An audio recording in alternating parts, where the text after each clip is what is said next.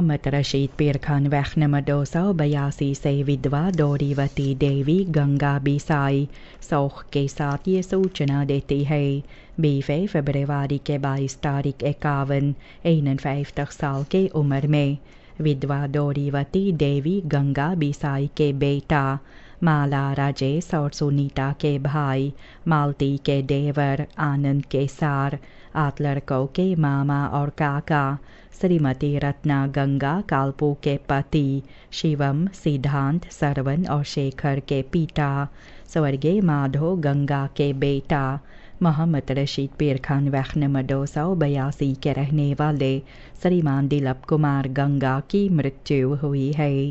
अपने ज़िंदगी में सिपीर था। अर्थी कल बुध फरवरी के 28 तारीख सुबह 10 बजे से घर पर रखा जाएगा।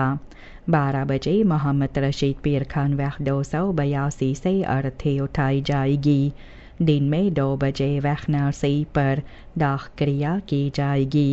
बैठक घर पर की जाती है। अर्थी कल सुबह 10 बजे से घर पर रखा जाएगा। तमाम परिवार हर एक को ये खबर दी जाती है।